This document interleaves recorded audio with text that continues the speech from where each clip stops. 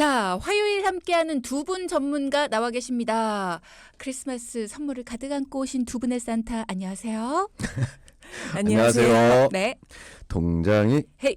어둠을 헤치고 화요일을 만나면 헤이. 네, 금쪽 같은 내 통장 999의 철이 정원창 전문가입니다. 점점 박치가 되어 가시는 것 같은 느낌. 어둠을 헤치고 엄마 통장을 못 찾는 철이를 멱살 잡고 같이 끌고 갈 매태 홍현실 전문가입니다. 어떤 고민을 또 해결해 주실 건가요, 두 분? 오늘은 쭈디 얘기하기 전에 네. 요즘 마트 가면은 물가 정말 많이 올랐죠. 아, 살 게 없어요. 실감하시죠? 네. 네. 고물가에 우리가 국민연금에 대한 불안감도 많이 높아지고 있어서 저희가 저번 방송에서도 개인연금에 대해서 말씀을 좀 맞아요. 드렸잖아요. 네. 우리가 노후를 준비하는 여러 방법 중에 연금보험 추천을 좀 많이 드리는데 그런데 연금이나 저축과 같은 대비는 우리가 좀 일찍 시작하는 거를 추천을 드렸더니 고객하고 우리가 상담을 하다 보면 다 하시는 말씀이 저 너무 늦은 거 아닌가요? 네, 이렇게 생각하시는 분들이 굉장히 그쵸. 많으시더라고요. 네. 그래서 저희가 이번에 특집으로 좀 준비를 했습니다. 늦었다고 생각하시는 분들도 혹은 진짜 늦으신 분들도 준비할 수 있는 연금 같은 연금 아닌 연금처럼 쓸 수 있는 보험. 바로 재가시설 급여보험입니다. 아, 네. 연금 같은 연금 네, 안 되더라고요. 죄송해요. 제가 시설 급여 보험이라는 네, 게 있다. 맞습니다. 어떤 거예요? 요양 등급이 판정되면 병원에 다니지 않더라도 매달 생활비를 연금처럼 지급받을 수 있는 재가 시설급여 보험인데요.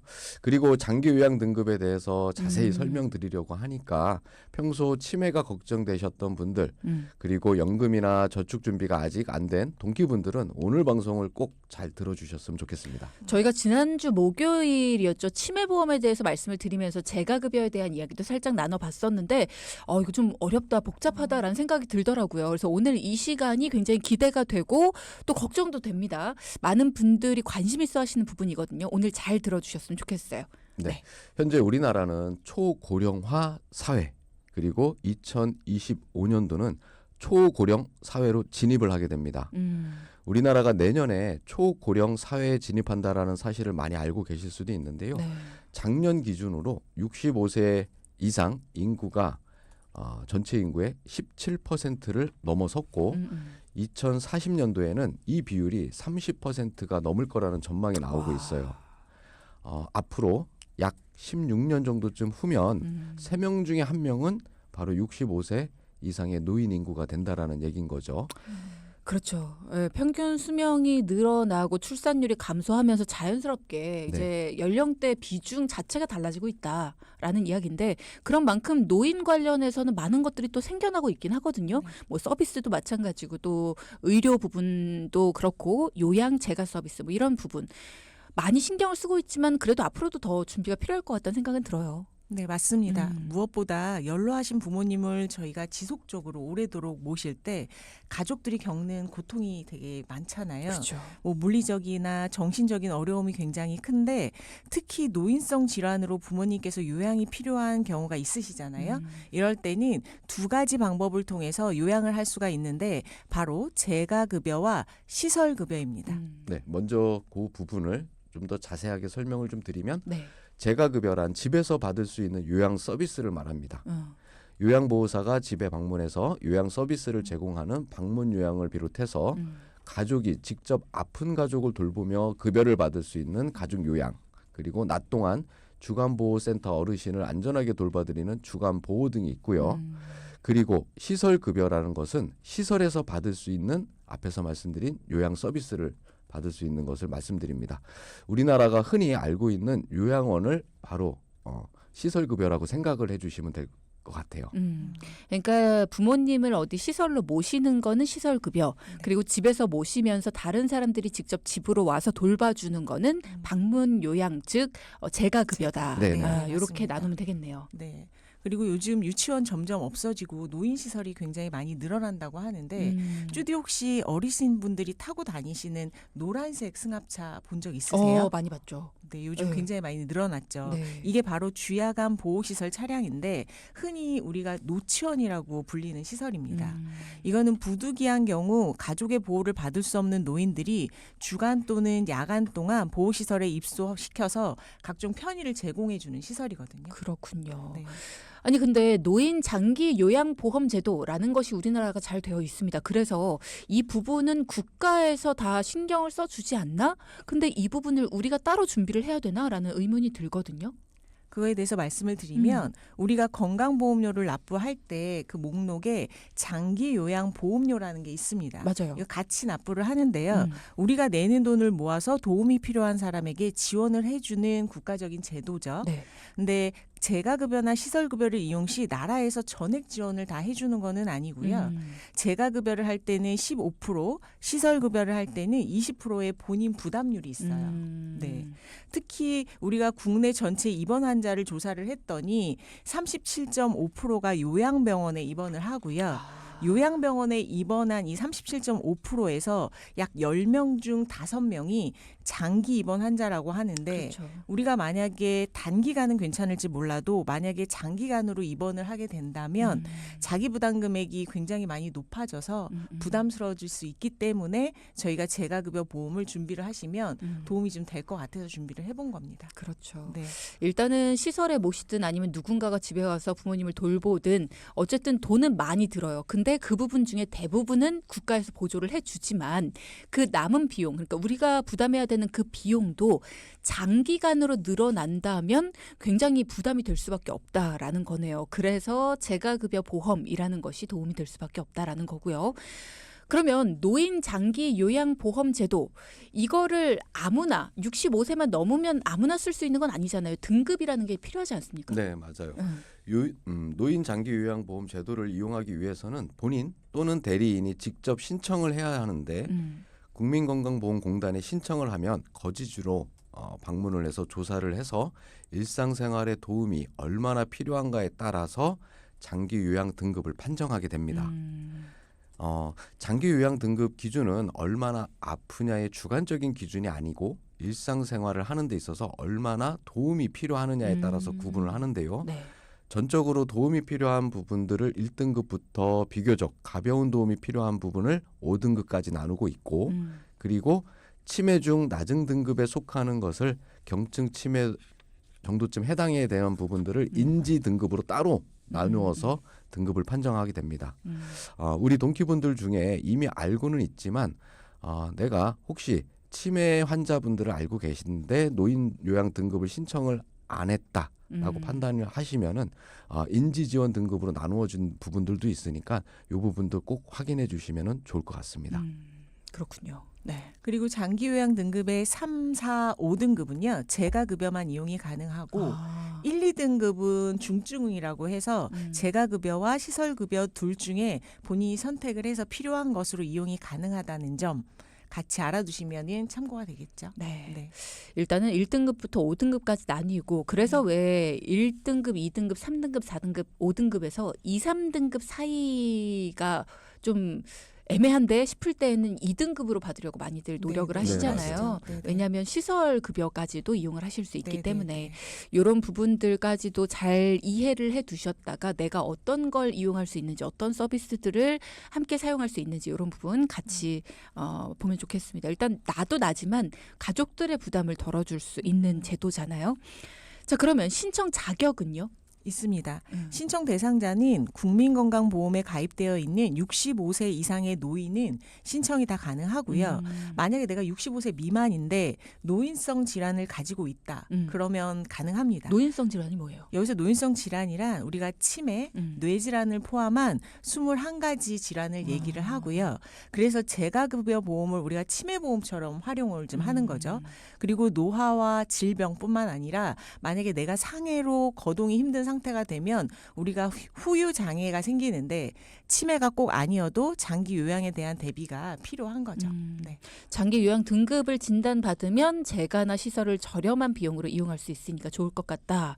일단 그런 생각이 들기는 하는데 장기 요양 등급 인정받는 게 쉬울 것 같진 않아요. 어렵지 않아요? 실제로 2024년도 3분기 기준으로 인정자 비율이 89.4%이고요. 직전 연도인 23년도에 비해서 23년도에는 88.6%로 10명이 신청을 하면 9명 가까이 인정을 받고 계시는 부분들을 이제 확률적으로 확인을 했고요. 재가나 시설을 이용할 수 있다는 그러한 부분들뿐만 아니라 각종 질병뿐만 아니라 상해 사고도 가능하다 보니까 많은 분들이 신청을 하고 있다고 볼 수 있습니다. 이렇게 좋은 혜택이 많으니까 가격이 비싸지 않을까요? 저희 고객님들도 쭈디랑 똑같은 얘기를 맨날 하시는데, 그래요? 네네. 이 보험에 대해서 저희가 말씀을 좀 드리면 처음에는 이 보험이 가진 효과에 대해서 막 엄청 놀라워하시는 거예요. 많이 받으니까. 근데 결국에 이렇게 좋은 보험이 비싸지 않겠냐, 저렴하지 않을 것 같다 그렇게 하시는데, 그래서 저희가 구체적으로 좀 그거에 대해서 알아봐서 설명을 좀 드리려고 합니다. 네. 그렇군요. 가입 금액에 따라 보험사별로 가격은 다소 좀 다를 수는 있지만 매달 100만 원을 받는다라는 가입 금액 기준해서 50세 남성이 32,600원대 그리고 여성분이 67,000원대 이렇게 나뉘어집니다. 상대적으로 여성분들은 남성들보다는 이제 보험료가 좀 높다라고 볼 수 있는데요. 그 이유는 뭐 아무래도 여성분들의 기대 수명이 좀 길다 보니까 이러한 노인성 질환에 대한 발병률도 높게 평가가 돼가지고 보험료는 남성들보다 비쌉니다. 그런데 지금 말씀드린 건 보장을 최대한 넣어드린 보험료에 대해서 말씀을 좀 드렸어요.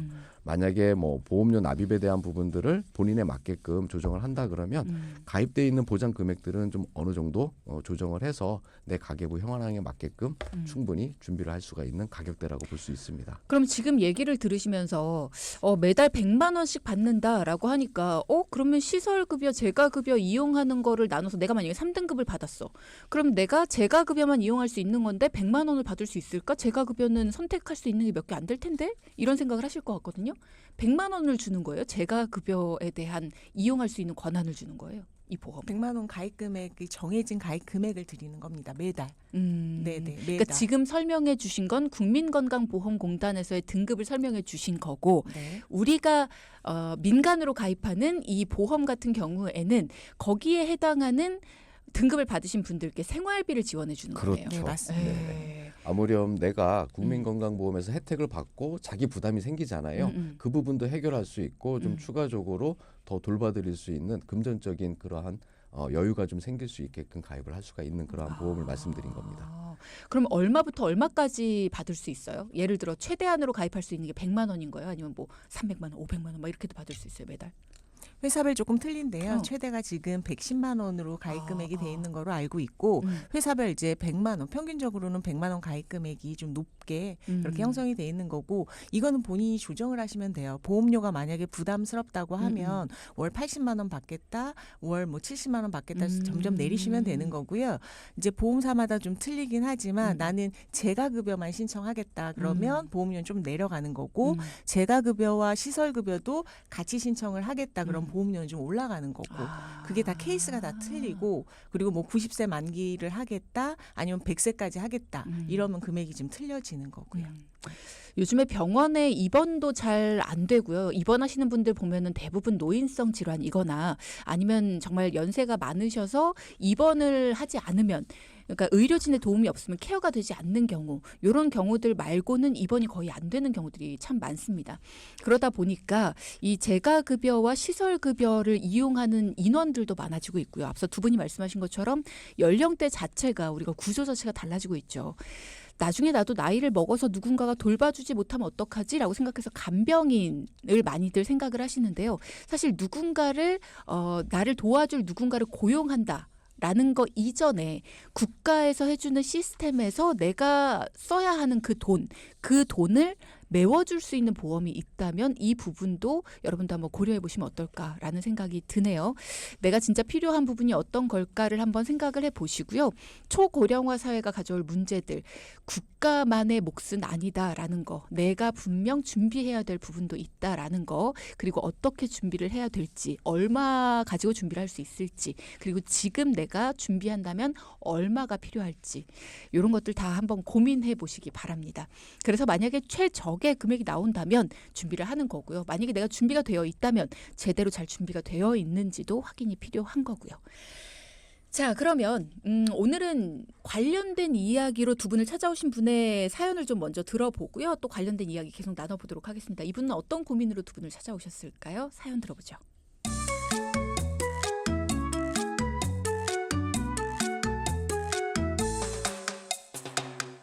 누구보다 건강하셨던 아버지가 몇 년 전 뇌출혈로 쓰러지신 뒤부터 요양병원에 오래 계셔야 했습니다.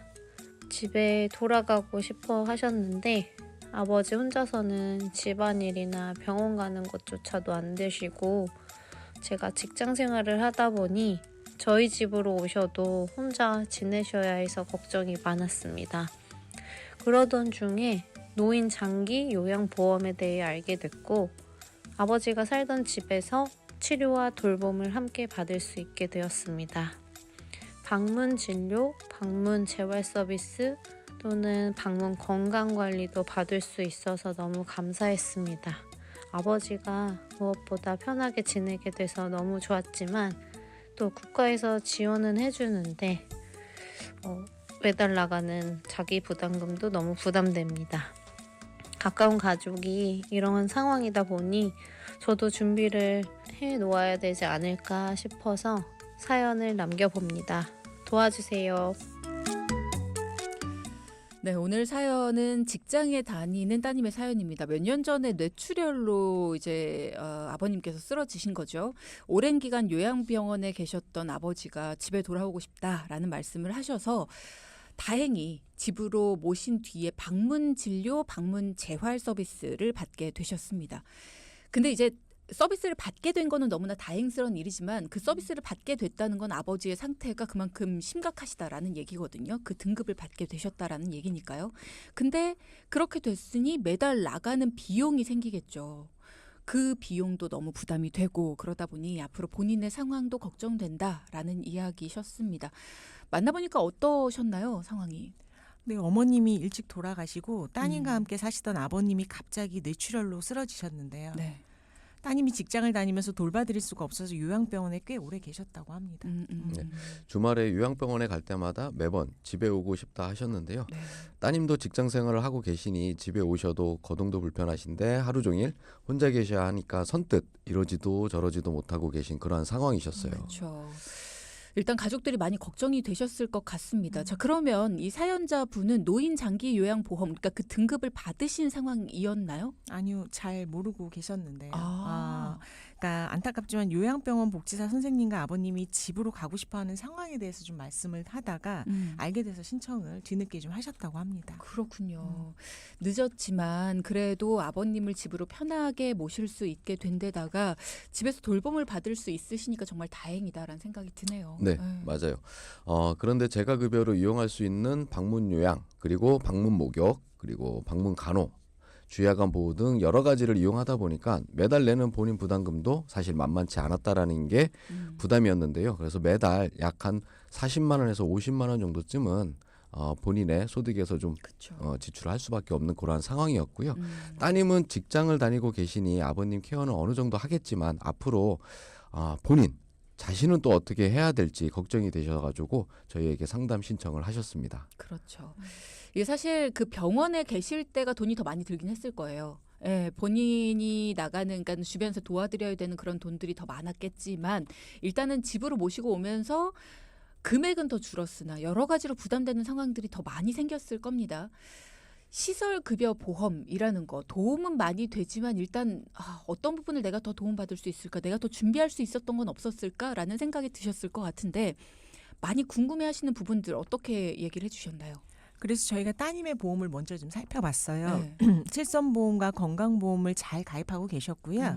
간병인 보험도 가입을 하셨는데 가입 금액을 주는 상품이 아닌 간병인을 보내주는 거로 가입을 하셨더라고요. 근데 이 상품이 나쁘다는 건 아니고 다만 이제 10년마다 갱신되는 부분을 좀 설명을 드렸더니 앞으로 소득이 본인이 줄어들 거를 생각해서 비갱신형으로 변경해 달라고 했어서 요것만 조정을 좀 해드렸고요. 그리고 무엇보다 앞서 살펴본 사용 내용처럼 재가시설급여보험에 대한 니즈가 굉장히 높으셨습니다. 그래서 회사별로 저희가 비교한 후에 한도가 높은 곳으로 잘 가입을 시켜드렸습니다. 네, 잘 됐네요. 사연자분은 간병인 보험도 있으시고 재가시설급여 보험도 있으시고 노후에 뭔가 내가 어디가 조금 불편해도 일단 가족들한테 부담을 주지 않겠다 있다라는 마음에선 든든하시겠어요. 네, 맞아요. 거기에 장기 요양 등급 1등급에서 5등급만 가입 금액을 받을 수 있었고 인지 지원 등급은 빠져 있었는데요. 인지 지원 등급도 매월 가입 금액을 받을 수 있도록 저희가 보험사별로 비교를 해서 준비를 해드렸어요. 잘하셨네요. 네. 이런 부분들 모르고 있다면 빼고 가입할 가능성이 높죠. 하지만 그렇죠. 네. 알고 있는 사람들이 옆에서 얘기를 해준다면 당연히 함께 가입을 하겠죠. 우리가 모르니까 못하는 거죠. 그렇죠? 동키 여러분들 재가 시설 급여 보험에 가입을 하실 때 주의하실 점 이런 건 꼭 알고 계셔야 된다. 이런 거 한번 강조해 주시면 좋을 것 같아요. 네, 재가시설 급여보험의 선택 기준은 가입 기간형과 10년 지급형이 있는데요. 네. 가입 기간형은 우리가 20년 납 90세 만기로 가입을 했을 때 가입 기간 동안 계속 받는 거고 그리고 10년 지급형은 내가 진단을 받았다. 그러면 그거 이후에 10년 동안만 지급이 되는 건데요. 당연히 둘의 차이는 조금 보험료 차이가 조금 있을 수는 있겠죠. 그렇죠. 10년 네. 지급형이 훨씬 저렴은 하겠네요. 네, 네. 네. 그래서 건강하지만 노후가 걱정이다 그러시면은 10년 지급형이 다소 유리하고요. 가족력과 아픈 병력 때문에 장기 요양 등급을 받을 것 같다 그러면 가입 기간형을 선택하시는 것을 추천을 좀 드리는데요. 네. 10년 지급형이랑 가입 기간형을 비교해 봤을 때 그렇게 금액 차이는 크지가 않습니다. 그래요? 그래서 저는 개인적으로 가입 기간형을 좀 추천을 좀 드리고 있습니다. 그렇구나. 가입 기간형 그러니까 만기까지 계속해서 보장을 받을 수 있는 거 금액이 그렇게 큰 차이는 없기 때문에 아무래도 가입 기간형이 유리하다. 자, 여러분도 내 상황에 맞는 걸 좀 선택을 해야 된다. 뭐 가입 기간형이 유리하다고는 하는데 20년 동안 내면 난 20년 후면 노후 글쎄 그 뒤에도 보장이 필요할까? 이런 생각이 드신다면 이런 부분들 전문가와 상담하셔서 나한테 가장 맞는 거 이런 것들을 선택하는 데 좀 도움이 되셨으면 좋겠고요. 그래서 저희가 이 시간을 준비한 겁니다. 여러분한테 도움이 되기 위해서 준비를 한 시간이에요. 내가 평소에 돈 얘기하기 참 어려웠다. 노후에 대한 대비 이런 거. 노후 자금 마련하는 것도 어려웠지만 이런 거 노후에 내가 만약에라도 아프면 우리 아이들 어떡하지? 내 남편, 내 아내 어떡하지? 누가 준비하는 게 옳지? 다 가입할 수는 없는데 여러 가지 고민들이 있잖아요. 그런 고민들을 우선순위에 맞게 그리고 모든 보험사의 모든 상품들을 비교해서 나한테 가장 저렴한 거, 나한테 가장 우호적인 상품 이런 것들을 비교 분석해서 추천해 줄 수 있는 전문가 그리고 가입 이후에도 계속해서 내가 보장을 받을 수 있도록 도와줄 수 있는 전문가 그런 전문가들로 모시고 왔으니까요. 여러분은 그 혜택을 받으시면 됩니다. 전 과정이 무료로 진행이 되니까요. 여러분은 저희 돈키호테와 함께 하시면서 이 혜택 놓치지 말고 꼭 받아가시기 바랍니다. 네, 이어가 볼까요? 내용? 우리가 보험을 가입할 때 납입 면제와 고지사항 면책 기간은 방송을 통해서 저희가 계속 말씀을 드리고 얼마나 중요한지에 대해서 체크를 항상 하라고 말씀드리잖아요. 네.